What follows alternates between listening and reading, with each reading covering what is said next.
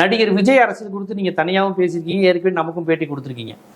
ஆனால் விஜய் குறித்து கட்டமைக்கிற பிம்பம்னா திமுகவுக்கு வரப்போகிற முஸ்லீம் ஓட்டு கிறிஸ்டின் ஓட்டை ஃபுல்லாக அவர் பிரிச்சுருவார் பாருங்க. இதுதான் பிஜேபியோட பிளான்ங்கிறாங்க. விஜய் கட்சி ஆதரவாக பேசுகிறவங்களோ இனி முஸ்லீம் ஓட்டுனாலே விஜய்க்கு தான், முஸ்லீம் பெண்கள் கிறிஸ்தவர்கள் எல்லாரும் எங்களுக்கு தான் போடுவாங்க அப்படிங்கிற மாதிரியான ஒரு விஷயத்த வந்து பதிவு செய்கிறாங்க.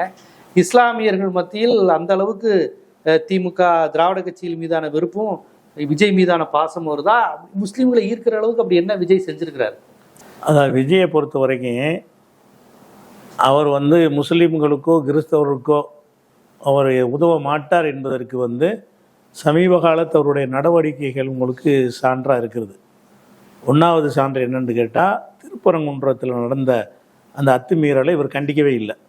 ஒரு சிறுபான்மை மக்களுடைய இடத்துல அத்துமீறி நுழைஞ்சி நாங்கள் தீபம் ஏற்றுவோம், எங்களுக்கு சொந்தம் இல்லாத இடத்த எங்களுக்கு சொந்தம்னு சொல்லி உரிமை கொண்டாடிக்கிட்டு ஒருத்தன் வர்றான், அதை அரசாங்கம் எதிர்த்து அதை ஃபைட் பண்ணும்போது ஒரு சப்போர்ட் பண்ணியிருக்கணும். அவர் குறைஞ்சபட்சம் இந்த காவிகளுடைய நடவடிக்கையில் கண்டிச்சாச்சும் இருக்கணும்.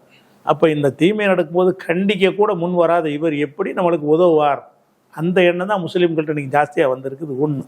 ரெண்டாவது வந்து கிறிஸ்தவர்களுக்கு சொந்தமான ஒரு ஆலயத்தை திண்டுக்கல்ல வந்து கைப்பற்றிக்கிட்டாங்க, அதை கண்டித்து ஒரு அறிக்கை விடலை. சர்ச்சை ஆமாம், அதையும் கண்டிக்கலை இவர். அப்போ அது இப்போ கிறிஸ்தவ என்ன செய்வாங்கன்னா இவர் நமக்கு யூஸ் ஆக மாட்டார் அப்படின்னு சொல்லி. அது போக எல்லா மக்கள்கிட்ட என்ன எதிர்பார்ப்புன்னு கேட்டால், அந்த அநியாயத்தை எதிர்த்து பொங்கணும்.